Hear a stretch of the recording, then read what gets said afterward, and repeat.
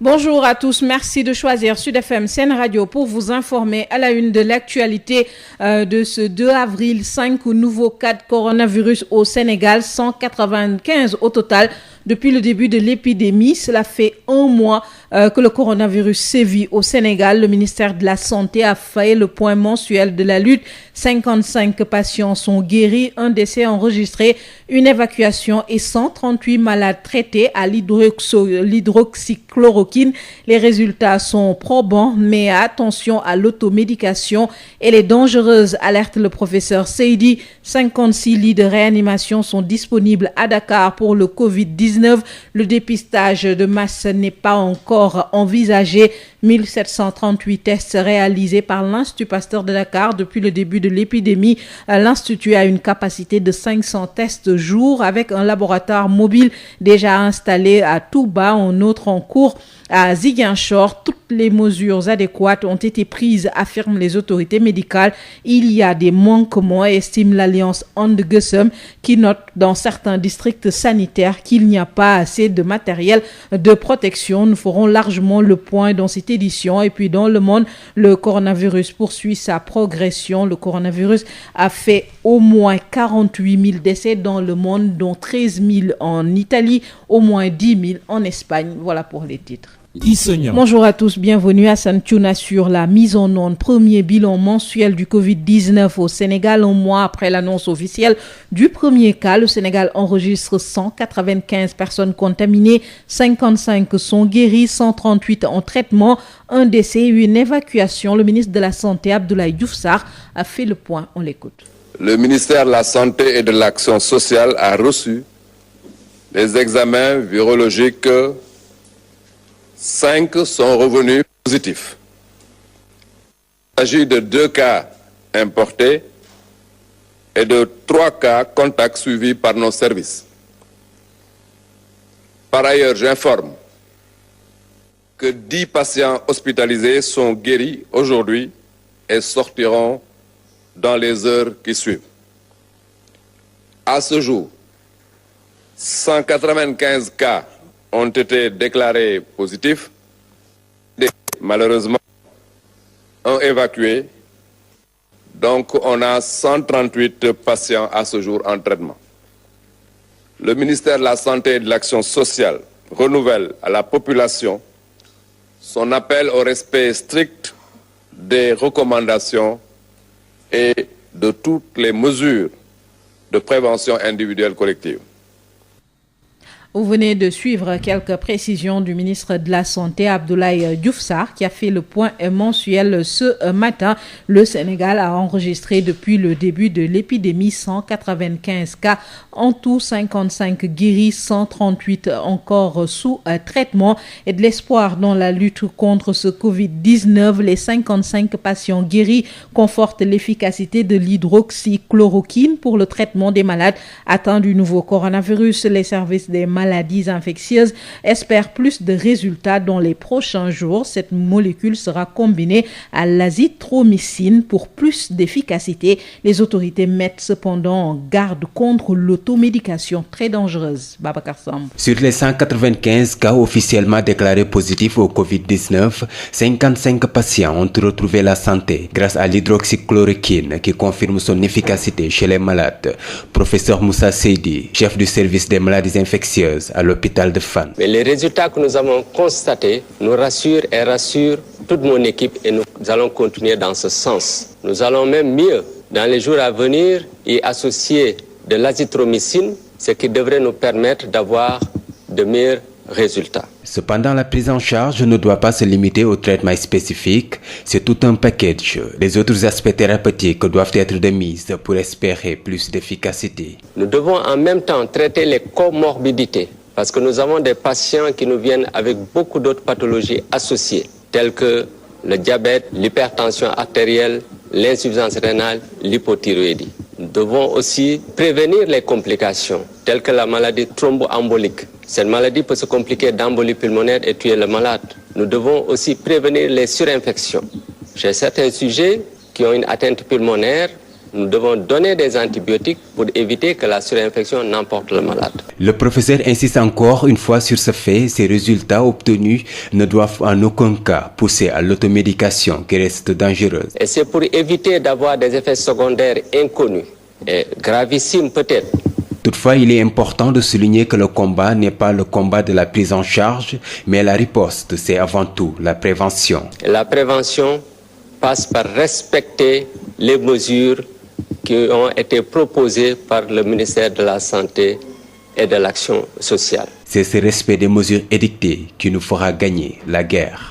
Babacar Samb, 56 lits de réanimation sont disponibles à Dakar pour le Covid-19, 40 en cours de mise à disposition et des respirateurs sont également disponibles, rassure le professeur Mamadou Diarra Bèye, directeur du SAMU national. On l'écoute. D'emblée, 56 lits de réanimation ont été préparés et dégagés en tout cas pour répondre à cette riposte. Et ces lits sont répartis à Dakar dans différents hôpitaux. D'abord au niveau de l'hôpital Fann, où on a le centre Kouemo, où on a pris en charge nos 2 patients graves qui se sont aggravés tout récemment. Mais également, il y a le service de réanimation de la chirurgie cardiovasculaire. Il y a également un service de réanimation qui a été remis à neuf au niveau du service des maladies infectieuses. Il y a l'hôpital Dalal Jamm également qui est en train de mettre aux normes de finaliser très rapidement et de disponibiliser son service de réanimation. Mais il y a également un certain nombre de lits de réanimation qui ont été aménagés dans le CTE de Diamniadio. En dehors de ces 56 lits, je voudrais rassurer, il y a encore 40 lits qui sont en cours, en tout cas, de mise à disposition au niveau des autres hôpitaux. Je peux citer l'hôpital Aristide Le Dantec qui a déjà mis en place un certain nombre de lits de réanimation dans un centre dédié. C'est le cas également de l'hôpital général de Grand Yoff, c'est le cas également de l'hôpital de Pikine. La question sur les respirateurs revient très souvent. Au Sénégal, a-t-on assez de respirateurs pour prendre en charge? Moi, je voudrais rassurer que la prise en charge de ces cas graves, même si le coronavirus, a un trophisme en tout cas sur l'appareil respiratoire, la défaillance respiratoire dans l'aggravation est la première chose à constater. Mais ce n'est pas réellement le respirateur. Tous les malades n'ont pas besoin de respirateurs. C'est une phase de prise en charge qui est assez longue. Au-delà de l'équipement, il y a les ressources humaines. Et on sait très bien que les anesthésistes réanimateurs ne sont pas très nombreux. Mais au Sénégal, quand même, on en a démontré 26 répartis dans les structures publiques et dans les structures privées. Et la société sénégalaise des anesthésistes réanimateurs et des médecins urgentistes qui s'est réunie très récemment, en tout cas, est en train de proposer des procédures. Vous venez de suivre quelques précisions du professeur Mamadou Diarra Bèye, directeur du SAMU national.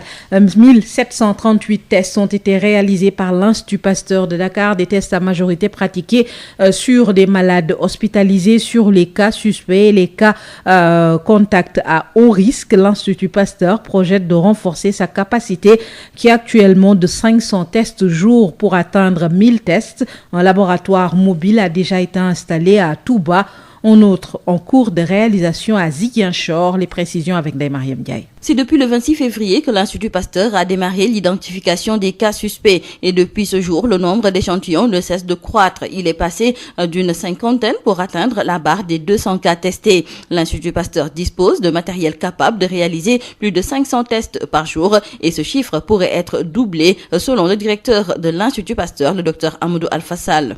Au jour d'aujourd'hui, les capacités sont de 500 tests jour au sein de l'Institut Pasteur avec très prochainement une montée à une capacité de 1000 tests par jour. Ces tests-là vont être déployés non seulement au niveau du site de l'Institut Pasteur à Dakar, mais aussi sur Touba. Des tests sont faits. Depuis le 14 mars 2020, un laboratoire mobile est positionné au centre de santé de Darou Khoudoss de Touba pour se rapprocher d'un foyer important qui était le foyer de Touba sur les instructions des autorités de manière à juguler rapidement cette situation. Et c'est ainsi que ce laboratoire a testé non seulement pour la zone de Touba, mais aussi la région de Diourbel, Louga, Fatick, Kaolack, Kaffrine, Matam, Tambacounda. Ces capacités vont encore être déployées dans la zone de Ziguinchor, où un laboratoire, l'Institut Pasteur, sera mis en place pour se rapprocher là aussi des malades dans le but de mieux les prendre en charge. La propagation de la pandémie suscite des inquiétudes et fait poser le débat du dépistage massif. Et sur ce point, les avis divergent. Mais pour le directeur de l'Institut Pasteur, ce dépistage massif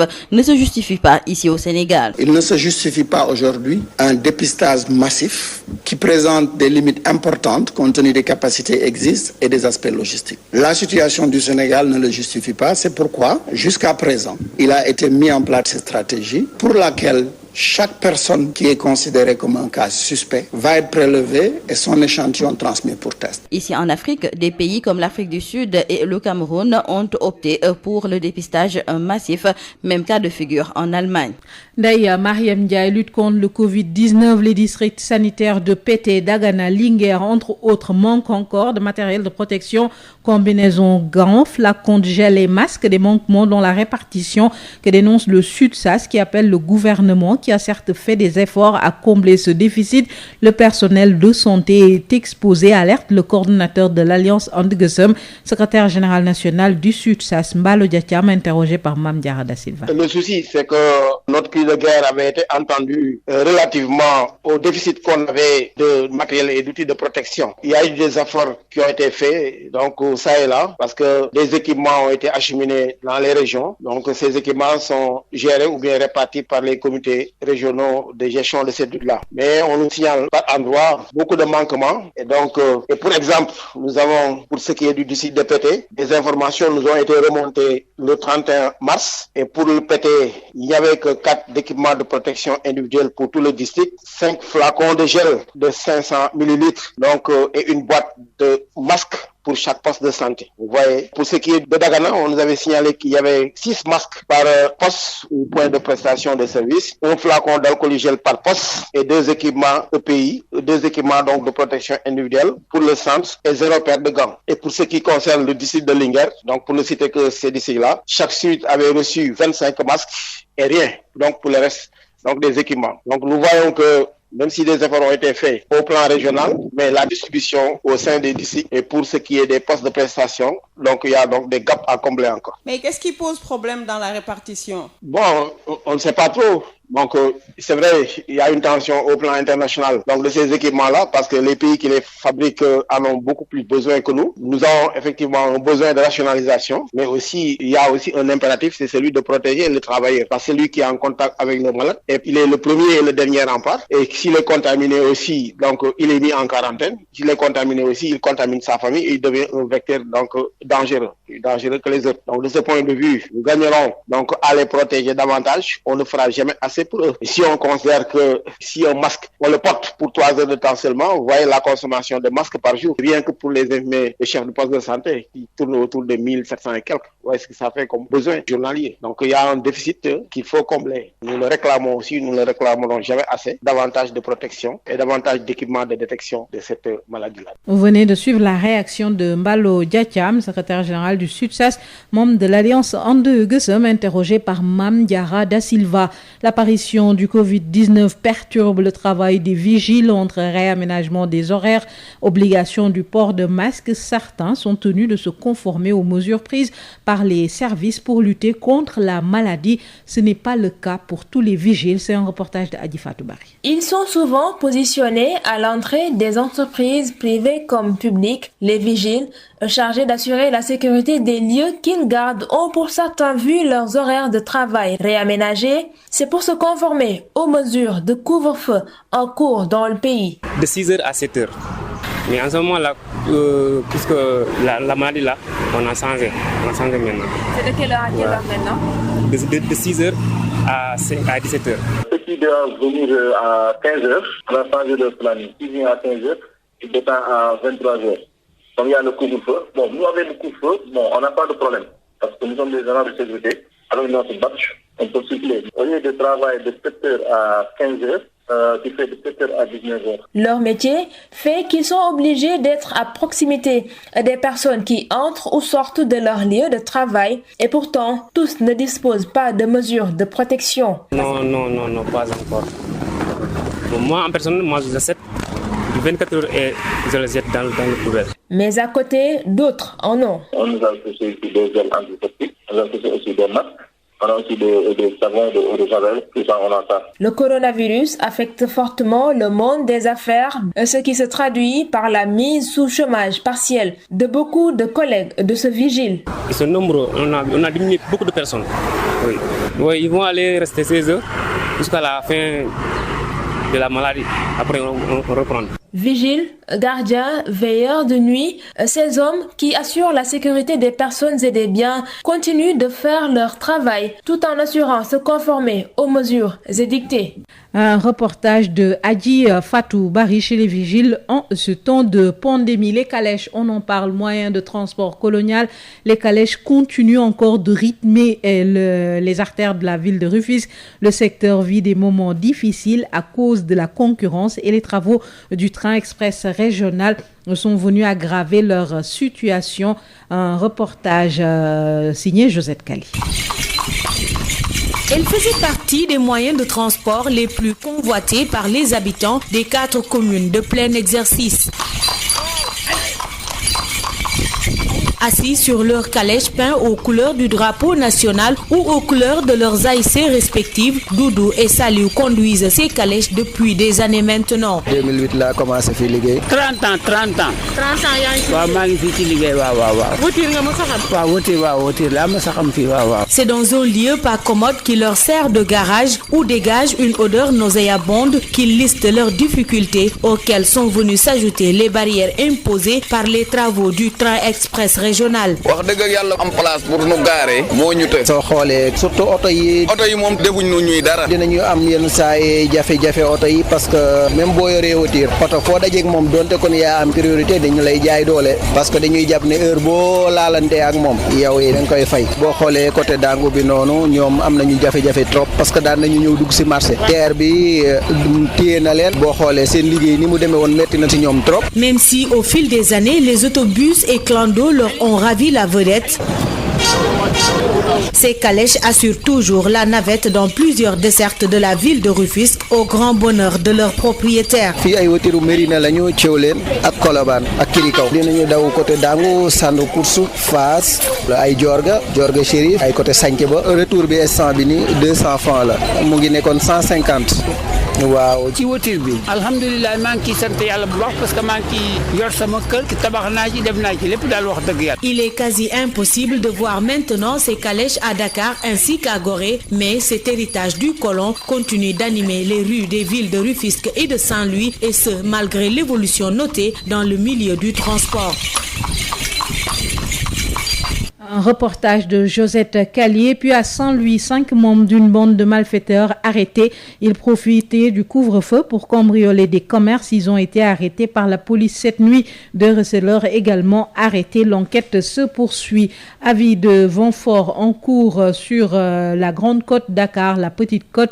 Des vents assez forts de secteur nord pouvant atteindre ou dépasser 40 km/h en cours sur donc ces domaines maritimes, Grande Côte Dakar, Petite Côte jusqu'au samedi 4 avril à 9h. La météo appelle à plus de vigilance. Et puis un point sur le coronavirus dans le monde. La situation ne cesse de s'empirer face à cette épidémie de coronavirus qui fait toujours plus de victimes. Plus de 48 000 personnes sont décédées du Covid-19 dans le monde, dont 13 155 en Italie, 10 003 en Espagne. La situation qui s'aggrave un peu partout. Retenez qu'au total, 946 875 personnes ont été testées positives au Covid-19 dans le monde. Tout de suite, place à l'actualité sportive. El Hadj Malick Ndiaye, bonjour. Bonjour, Adia. Nous ouvrons par le beach soccer avec l'équipe nationale du Sénégal qui occupe une bonne place dans le nouveau classement du beach soccer. En effet, elle intègre le top 10 du classement mondial. La mise à jour publiée aujourd'hui met le Sénégal à la 9e place du classement avec 1762 points. Le Sénégal devance le Paraguay et derrière la Suisse. Je rappelle qu'avant, absent du top 10, avant sa participation à la Coupe du Monde des Monstres, les Lions se sont arrêtés en quart de finale. Nous parlons du Covid-19 avec l'arrêt des compétitions, les équipes qui s'organisent et qui s'adaptent à cette nouvelle situation avec des programmes qui sont remis au jour pour maintenir la forme, mais la réalisation de ces programmes pose problème avec le confinement, selon le coach du Stade de Mbour, Cheikh Gueye. Oui, il faut reconnaître que c'est une situation un peu compliquée. Vous savez, en temps normal, en tant qu'entraîneur, ce qu'on faisait, à l'approche d'une trêve de mi-saison ou d'une trêve de fin saison, c'était déjà un changement dans notre planning d'entraînement. On élaborait un protocole pour les joueurs, pour qu'ils puissent le faire durant les vacances. Mais aujourd'hui, la situation était tellement surprenante due au Covid 2019, de telle sorte qu'on était obligé d'élaborer un protocole, même s'il faut reconnaître aujourd'hui que ce protocole, sa réalisation est un peu compliquée pour les joueurs parce qu'on nous demande un confinement chez nous. Les terrains sont fermés, donc vous savez, c'est pas tout le monde qui dispose d'une maison où il y a des espaces pour pouvoir vraiment s'épanouir dans ce sens. Donc vous voyez, c'est un peu compliqué. Il faut aussi reconnaître, même pour la valorisation de ce protocole pour l'entraîneur, c'est un peu compliqué parce que nous sommes un peu loin avec les joueurs. Donc dans une telle situation, c'est l'entraîneur, les joueurs ou en quelque sorte les pratiquants qui doivent être conscients et que chacun vraiment fasse ce qu'il peut faire pour qu'une prochaine reprise ne sera pas trop surprenante. Donc le coach du Stade de Mbour, Cherki, le championnat allemand à l'arrêt à cause du Covid-19, des joueurs profitent du confinement pour reprendre des études et suivre un enseignement à distance. La plupart s'orientent vers la gestion du sport. Selon la presse allemande, on termine par cette brève avec le promoteur Louis Nicolas qui reste en prison. La chambre d'accusation de Saint-Louis s'est déclarée incompétente suite à sa demande de liberté totale. Selon Sunulamb, le promoteur mbourois est retourné en prison au mois de décembre dernier dans le cadre de la drogue du Lamantin Beach avec son incarcération. Le combat à Mabaldé contre Moudro qu'il avait ficelé est aujourd'hui incertain à dire. Merci beaucoup El Hadj Malick Ndiaye.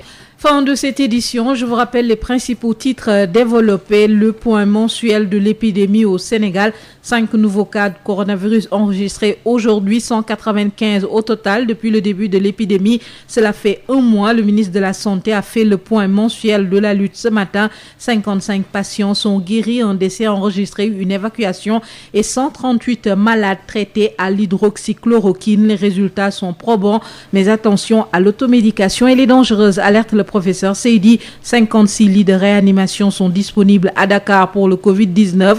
Le dépistage de masse n'est pas envisagé pour l'heure. 1738 tests ont été réalisés par l'Institut Pasteur de Dakar qui a une capacité de 500 tests jour. Un laboratoire mobile déjà installé à Touba. Toutes les mesures adéquates sont prises, affirment les autorités médicales. Il y a cependant des manquements, estime l'Alliance And-Gueusseum. Dans certains districts, il n'y a pas assez de moyens de matériel de protection pour le personnel de santé. Les membres de l'Alliance And-Gueusseum interpellent les autorités. Fin de cette édition mise en onde par Hassan Thioune. Merci de l'avoir suivi. Le Wolof à 13h avec El Hadj Maodo Faye.